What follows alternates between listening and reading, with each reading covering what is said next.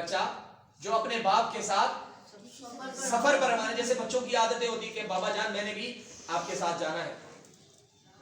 معاملہ کچھ اس طریقے سے. ایک دن موسیٰ علیہ السلام نے عرض کی مولا آج میں دیکھنا چاہتا ہوں میری امت کے اندر، ہر نبی کی ایک امت ہوتی ہے، ہم حضور نبی اکرم حضرت محمد مصطفیٰ صلی اللہ علیہ وسلم کی امت ہے. تو موسیٰ علیہ السلام جاننے چاہتے تھے کہ مولا آج میں دیکھنا چاہتا ہوں میری امت میں سب سے گناہگار ترین شخص کون ہے. تو موسیٰ علیہ السلام نے یہ عرض کیا تو اللہ نے فرمایا موسیٰ فلاں چوک کے اندر فلاں بازار کے کونے میں آپ جا کے کھڑے ہو جائیں، جو سب سے پہلا انسان آئے گا اس کی یہ پہچان ہے، شناخت اللہ نے بتا دی، وہ یہاں سے گزرے گا ایک بچے کے ساتھ، تم جا کے اس کو دیکھ لینا، تمہاری پوری کل کائنات کے اندر اس سے بڑا گناہگار ترین شخص دنیا میں کوئی نہیں. موسیٰ علیہ السلام اللہ کے فرمان کو سن کر اس چوک میں اس کونے میں پہنچ گئے. انتظار کیا، دیکھا ایک شخص آ رہا ہے، اپنے ساتھ اس نے اپنے بچے کو لیا ہوا ہے، اس کی انگلی پکڑ کر جا رہا ہے. اور بھی بہت شخص آئے. موسیٰ علیہ السلام گھر گئے. پیغمبر اپنی امتوں کا دکھ نہیں دیکھ سکتے، وہ پریشان ہو جاتے ہیں.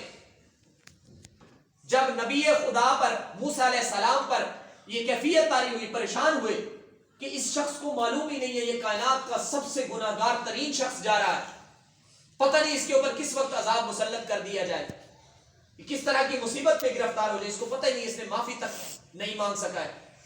اب پریشانی کے عالم میں دیکھتے جا رہے ہیں. اب جب دل بوجھل ہوا اللہ سے عرض کی مولا گناہگار شخص کو دیکھ کے آیا ہوں، دل میں پریشانی آ گئی ہے، اب میں یہ چاہتا ہوں میں اپنی امت کا نیکوکار ترین شخص دیکھنا چاہتا ہوں، مولا مجھے اس کو دکھا دے تاکہ میرا دل خوش ہو جائے. اللہ نے فرمایا اسی چوک میں اسی کونے کے اندر چلے جاؤ، جو رات کے آخری پہر میں ایک شخص نکلے گا، اس کی یہ پہچان ہے یہ پہچان ہے، وہ گزرے گا، دیکھ لینا دنیا کا کائنات کا سب سے نیکوکار ترین شخص وہ وہاں سے گزر رہا ہوگا.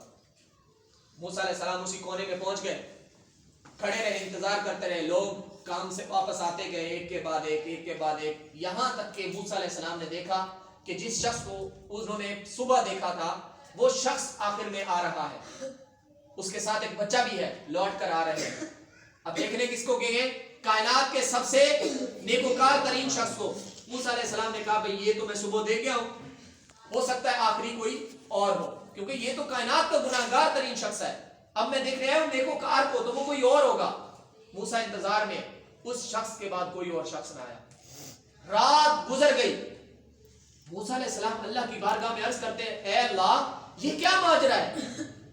صبح جس کو کائنات کا گناہگار ترین شخص کہا جا رہا ہے، اب اسی شخص کو نیکوکار، کائنات میں اس سے بڑا نیکوکار کوئی نہیں ہے، مولا معاملہ کیا ہے؟ اللہ رب العزت فرماتے ہیں موسیٰ یہ بات درست ہے، جب یہ صبح اپنے بچے کے ساتھ جا رہا تھا اس سے بڑا گناہگار کائنات میں تھا کوئی نہیں، اب جب یہ گزر کے جا رہا ہے کائنات میں اس سے بڑا کوئی نیکوکار نہیں ہے. اللہ اس نے کون سا ایسا عمل کیا ہے جس سے اس کے سارے گناہ ایک طرف اور یہ نیکوکاروں میں شمار ہو گیا؟ تو رب تعالیٰ فرماتے ہیں موسیٰ جب یہ اپنے بچے کے ساتھ جا رہا تھا، اس کے بچے نے اس سے سوال کیا ابا جان ہم کہاں جا رہے ہیں؟ اس نے جواب دیا کہ ہم دریا کی سیر کرنے جا رہے ہیں، ایک وادی کی سیر کرنے جا رہے ہیں. بیٹے نے پوچھا بابا کہ کیا یہ دریا بڑا ہوتا ہے؟ جی ہاں بیٹا دریا بڑا ہوتا ہے. بیٹے نے سوال کیا بابا کیا دریا سے بڑی کوئی چیز ہے؟ تو باپ نے جواب دیا ہاں بیٹا پہاڑیاں، پہاڑ اس سے بڑی چیز ہے. بابا ان سے بھی بڑی کوئی چیز ہے؟ ہاں بیٹا اس سے بڑا سمندر ہے. بچہ تھا، سوال در سوال، سوال در سوال کرتا گیا. بابا سمندر سے بھی بڑی کوئی چیز ہے؟ ہاں بیٹا یہ کل کائنات. بابا کل کائنات سے بھی بڑی کوئی چیز ہے؟ بچہ تھا، اس نے پھر سوال ڈال دیا. باپ نے کہا ہاں بیٹا کائنات سے بھی بڑی ایک چیز ہے. کیا بابا؟ یہ ساتوں آسمان. بابا ساتوں آسمان سے بھی بڑی کوئی چیز ہے؟ ہاں بیٹا یہ تمام کائنات، تمام افلاک، زمین و آسمان، یہ سب ان چیزوں سے بڑے ہیں. وہ بچہ تھا، اس نے رکا نہیں، اس نے پھر سے سوال کیا بابا ان ساری چیزوں سے بھی بڑھ کے کوئی چیز ہے؟ جب اس نے یہ جملہ بولا تو اس کے باپ کی آنکھوں سے آنسو نکلنا شروع ہو گئے.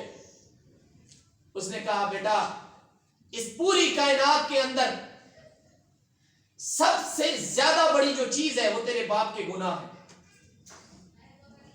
تیرے باپ کے گناہ اس تمام کائنات سے بڑھ کر ہے.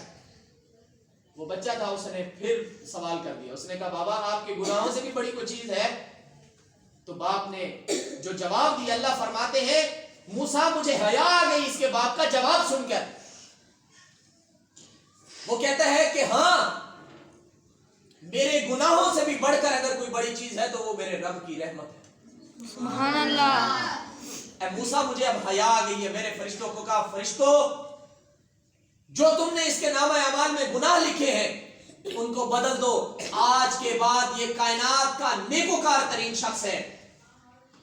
تو اللہ تبارک و تعالیٰ بندے کو جب بخشنے پہ آتا ہے اس کے لیے طرح طرح سے نشانیاں پیدا کر دیتا ہے. کبھی رمضان کی صورت میں کہ میرا بندہ جو گناہوں کے اندر مبتلا تھا, رمضان کی آمد ہے کہ وہ رمضان میں عبادت کر کے اپنے رب کو راضی کر لے, اپنے گناہوں کا اقرار کر لے, چاہے اس نے کیے ہیں یا نہیں کیے. اپنے رب کی بارگاہ میں جب یہ عرض گزار ہوگا کہ مولا ہم گناہگار ہیں, بدکار بھی ہیں, سیاہکار بھی ہیں, مولا پر تیری رحمت کے امیدوار ہیں, مولا ہمارے گناہوں کو نہ دے, کملی والے آقا کی عبادت کو دیکھ, مولا ہم تیرے حبیب کی امت میں ہیں, مولا ہمارے گناہوں پہ پردہ ڈال لے, اللہ ہمیں قبر کے عذاب سے بھی بچا لینا, اللہ ہمیں حشر میں بھی حشر کے عذاب سے بھی بچا لینا, اور اللہ ہمیں نیکوکاروں میں شمار کر دینا. اسی درس کے ساتھ اللہ تعالیٰ سے دعا ہے اللہ ہمیں نیک لوگوں کی صحبت اختیار کرنے کی توفیق عطا فرمائے. ماں باپ کا, اساتذہ کا, رشتہ داروں کا, حقوق العباد کا خیال رکھنے کی اور حقوق العباد پر عمل کرنے کی ہمیں توفیق عطا فرمائے. اللہ تعالیٰ ہم نے جو سیکھا ہے اس پر ہمیں صحیح معنوں میں عمل کر کے دوسروں تک پہنچانے کی ہمیں توفیق عطا فرمائے. وآخر دعوانا الحمدللہ رب العالمین وما علینا الا البلاغ.